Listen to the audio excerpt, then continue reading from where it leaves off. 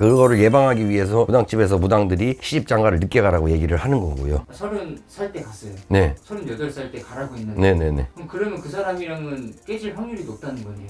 그냥 100% 깨진다고 봐야죠. 확률이 높은 게 아니고, 예. 니들 클 때까지만 참고 산다고 사시는 분들도 있고, 자식 때문에 이제 사는 경우들이 있고, 일단 자식이 팔자를 좀 세게 타고 태어났을 때, 그러다 보면 안 좋은 팔자다 보니까 이 풍파를 좀 겪어야 돼. 굴곡이라는 걸 좀 겪어야 되잖아요.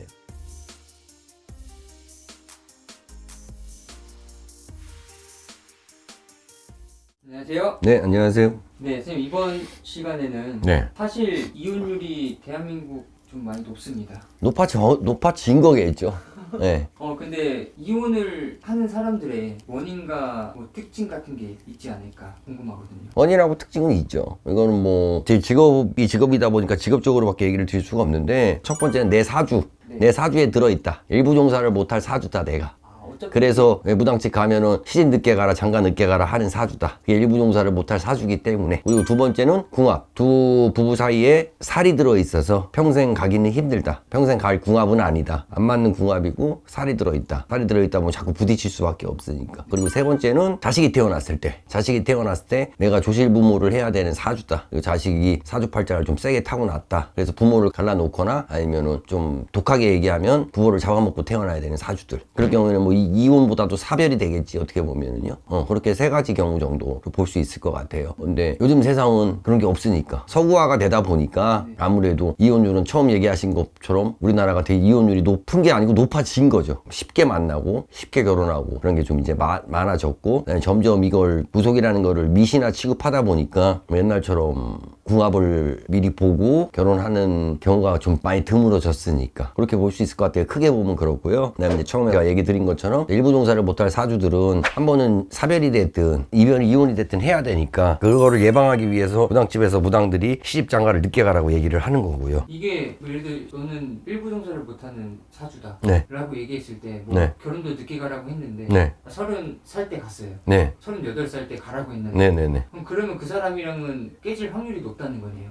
그냥 100% 깨진다고 봐야죠. 확률이 높은 게 아니고, 예. 근데도 사는 사람들이 있어요. 뭐 쉽게 말해서 그건 또 자식 때문에 니들 클 때까지만 참고 산다고 사시는 분들도 있고, 자식 때문에 이제 사는 경우들이 있고. 그럼 또 궁금한 게 네. 일부 종사 못하는 사주가 있어요. 네. 근데 이제 여자를 만났는데 네. 그 여자로 인해서 네. 그게 사라질 수가 있을까요? 뭐 일부 종사를 못하는 사주가요? 네. 궁합이 너무 좋다 보니 네. 이 사람을 계속 이어갈 수 있는 그런 사람도 있지 않을까. 그렇죠. 예, 있어요. 그래서 사주는 못 바꿔도 팔자는 고친다는 얘기가 있고, 나 혼자일 때는 사주지만 그거를 둘이 합쳤을 때는 팔자가 되는 거거든. 그렇게들 이제 얘기들을 하는데, 그것처럼 나하고 이제 나의 부족한 부분을 채워주거나 나를 이제 이끌어줄 수 있는 사주를 만나게 되면은 그런 게 이제 쉽게 말하면 좀 소멸되는 거죠. 그럼 이제 세 번째로 가서 자식. 네. 이 자식을 낳아서 부모가 찢어질 확률이 높다. 네. 이런 경우는 거의 어떤 경우일까요? 일단 그냥 가장 조금, 근데 자식 얘기라 별로 좀 안 하고 싶은데, 일단 자식이 팔자를 좀 세게 타고 태어났을 때, 좀 이제 그러니까는 안 좋은 팔자를 타고 태어난 거죠. 그러다 보면 안 좋은 팔자다 보니까 이 풍파를 좀 겪어야 돼. 굴곡이라는 걸 좀 겪어야 되잖아요. 근데 제일 먼저 겪을 수 있는 게 어쨌든 간에 정상적인 가정이 아닌 좀 이제 한쪽이 모자란 가정, 또 아니면 뭐 부부 궁합이 아니고 부모 자식 간도 궁합이 있는데, 거기서 이제 부모하고 너무 안 좋은 궁합을 타고 내려다 보니까 부모하고 서로 이제 힘겨루기를 하는 거죠.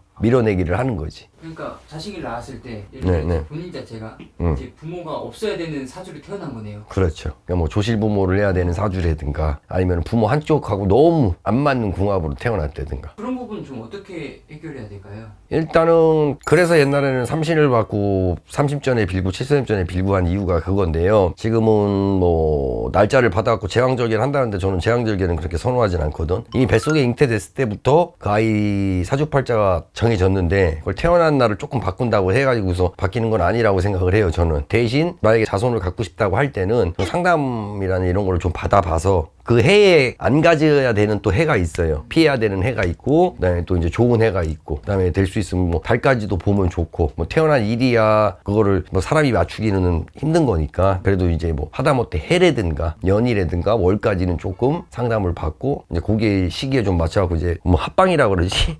합방을 해서 하면 조금 조금 피해갈 수는 있겠죠. 앞에 있는 문제들 있잖아요. 네. 일부 종사 못한 사주, 궁합 이런 것들도 충분히 무속으로 해결이 될 수 있는 건지.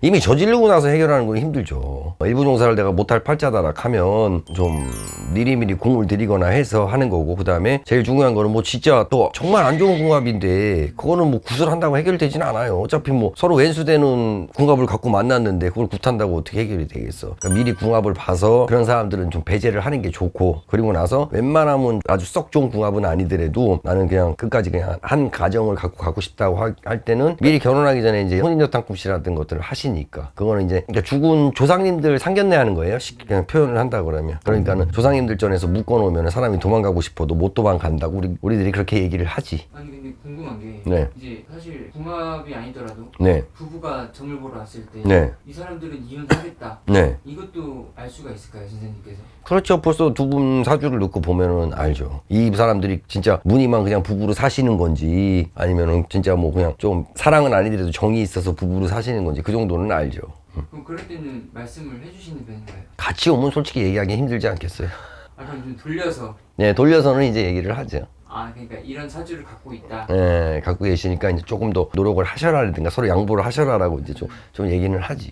아 이럴 수도 있으니 이렇게 좀 서로 양보하고 노력했으면 좋아질 수 있다. 약간 이런 식으로 말씀하신다는 거예요. 그렇죠. 그 왜 옛말에 보면 집신도 짝이 있다고 그러잖아요. 그런데 나한테 맞는 진짜 우리가 뭐 천생배필이라는 얘기도 있고 나하고 인연이라는 얘기도 있고 하잖아요. 근데 내가 잘못된 인연을 만났을 때는 그런 인연이 와도 놓치기가 쉬워요. 왜냐하면 그 자리에 누군가가 있기 때문에 당연히 그 자리를 또 밀고 들어올 수가 없으니까 비껴가는 경우들이 많단 말이에요. 그런 것처럼 정말로 나하고 안 맞는 사람은 꼭 이성이 아니더라도 동업자도 마찬가지고 그다음에 내 위에 상사나 내 밑에 뭐 직원이나 다 마찬가지니까는 중요한 일을 결정할 때 이 사람과의 관계를 보고 싶다고 하면은 꼭 궁합은 보시고 그다음에 그 말은 좀 참고를 하셔서 그 사람과의 관계를 생각해 보시면 실패할 확률이 그만큼 적어지겠죠. 그렇게 해주시면 좋을 것 같아요.